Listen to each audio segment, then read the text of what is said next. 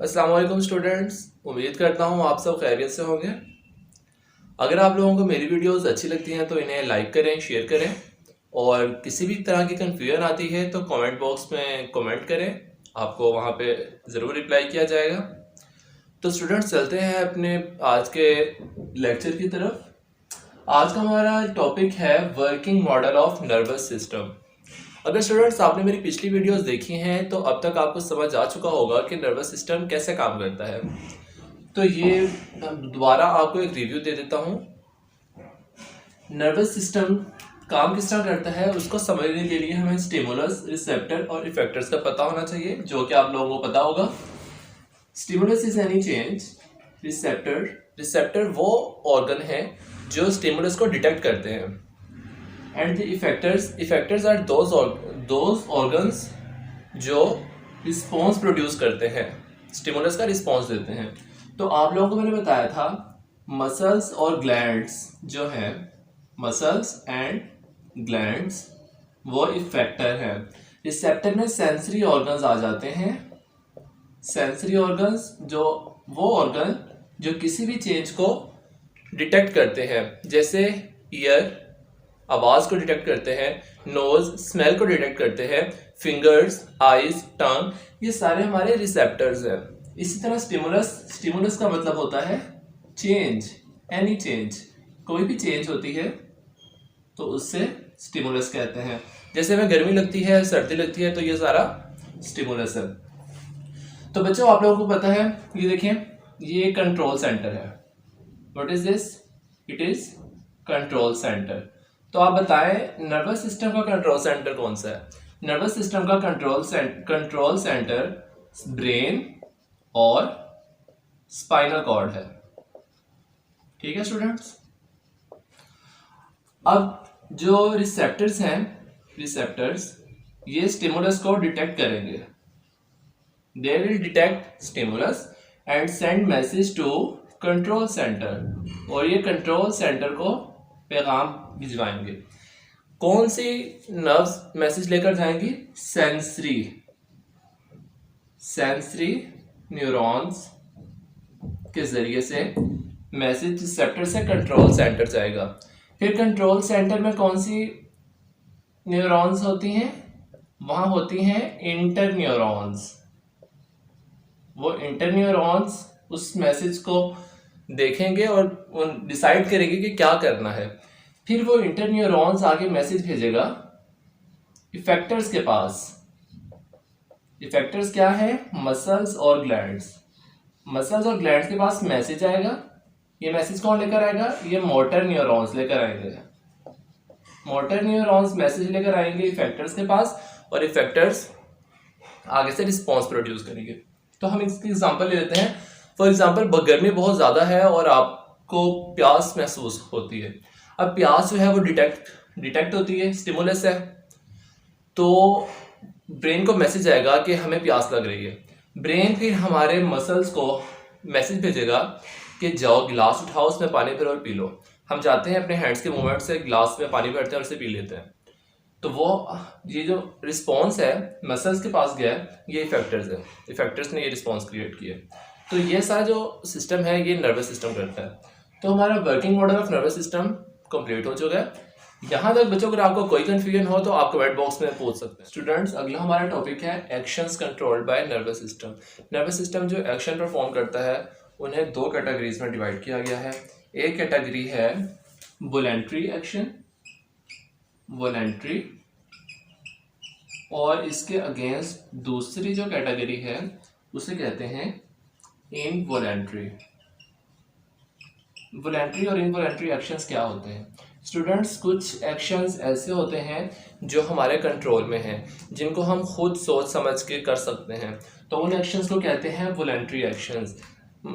इसमें हमारी conscious which are under our conscious control. Conscious का मतलब होता है मर्जी, जो हमारी मर्जी से होते हैं, या actions which are performed after thinking process, जो हम सोच समझने के बाद परफॉर्म करते हैं, उन एक्शंस को कहते हैं वॉलंटरी एक्शंस। मतलब ऐसे एक्शन जो हम खुद कर सकते हैं, उसको खुद चाहे रोक सकते हैं, तो वो हैं वॉलंटरी एक्शन। इसकी एग्जांपल क्या होगी, जैसे ईटिंग, खाना हम खाते हैं, हम अपनी मर्जी से खाते हैं। वॉकिंग, हम चलते हैं। हमारे हैंड्स के मूवमेंट्स, ये सारे वो एक्शंस हैं जो वॉलेंट्री हैं, हम अपनी मर्जी से करते हैं या चाहे रोक सकते हैं। तो इनमें दो ये हो गया। उसके बाद है इनवॉलेंट्री एक्शंस। इनवॉलेंट्री एक्शंस वो होते हैं जो हमारे कॉन्शियस कंट्रोल में नहीं होते, मतलब जो हम हमारे कंट्रोल में नहीं है, खुद ब खुद होते चले जाते हैं। Which are not under conscious control, जो हमारे कॉन्शियस कंट्रोल में नहीं होते। In other words, which are not done, do not involve thinking process, जिसमें थिंकिंग प्रोसेस इन्वॉल्व नहीं होता। अब ये कौन से एक्शंस हैं जो हम कंट्रोल नहीं कर सकते। अब देखें स्टूडेंट्स, हमारा दिल जो है वो बीट करता है, दिल की धड़कन, हार्ट बीट है, वो खुद ब खुद होती है, हम उसे कंट्रोल नहीं कर सकते, हम उसे रोक नहीं सकते। तो heart beat is an involuntary action. उसके बाद हम सांस लेते हैं, ब्रीदिंग इज इनवॉलेंट्री एक्शन।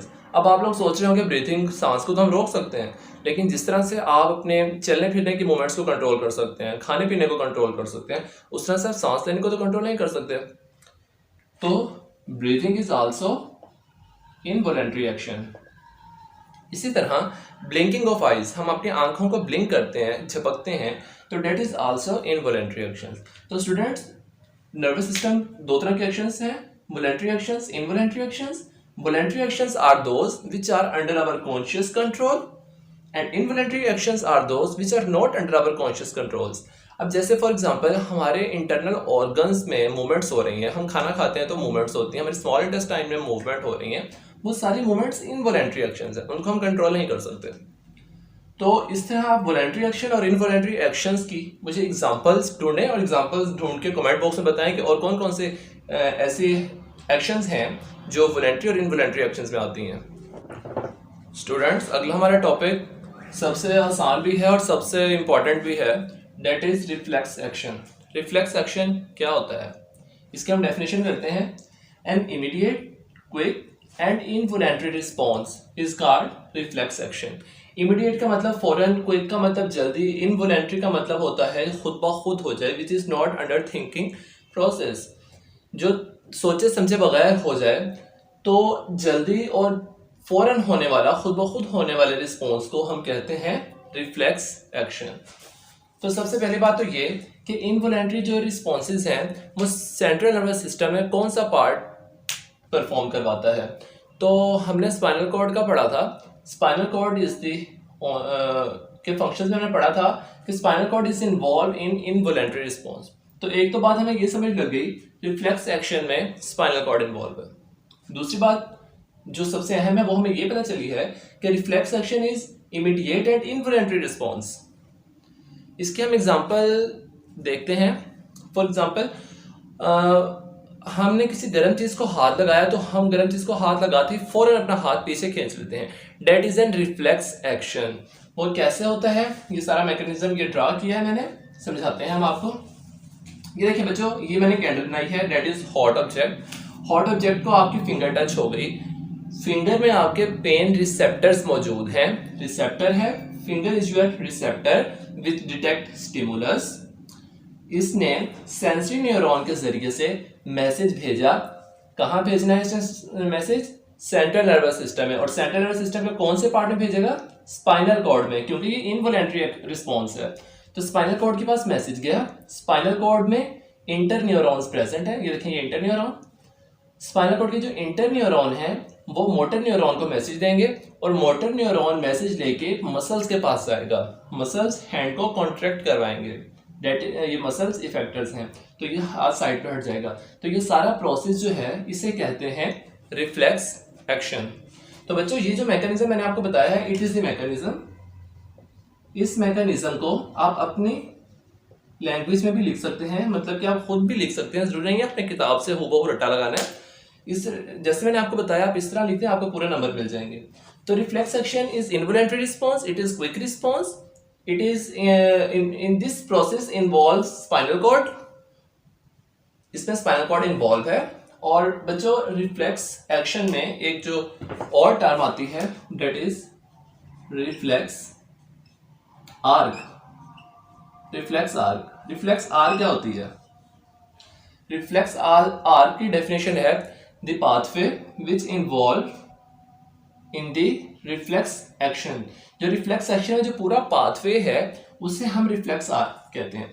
जैसे यहां से ये शुरू हुआ, ये गया स्पाइनल कॉर्ड में, सेंट्रल नर्वस सिस्टम है, वहां से मसल्स के पास आया, तो ये पूरा पाथवे है, इस पूरे पाथवे को कहते हैं रिफ्लेक्स आर्क। रिफ्लेक्स आर्क में कौन कौन सी चीजें इन्वॉल्व हैं?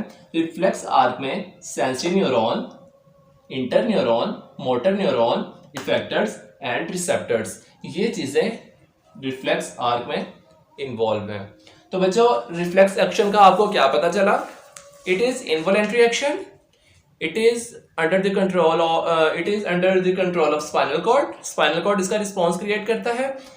इसमें जो पाथवे फॉलो होता है उसे कहते हैं रिफ्लेक्स आर्क। रिफ्लेक्स आर्क में receptor, sensory neuron, interneuron, motor neuron और इफेक्टर्स इन्वॉल्व है। और इसके कॉमन एग्जांपल ये है कि जब हम गर्म चीज को हाथ लगाते हैं तो हम फौरन अपना हाथ पीछे खींच लेते हैं, तो that is an reflex actions example. ठीक है स्टूडेंट्स, यहां तक हमारा कंप्लीट हो गया है। कोई बात समझ ना आए आप हमसे जरूर पूछें, हम आपको जवाब देंगे। Thank you.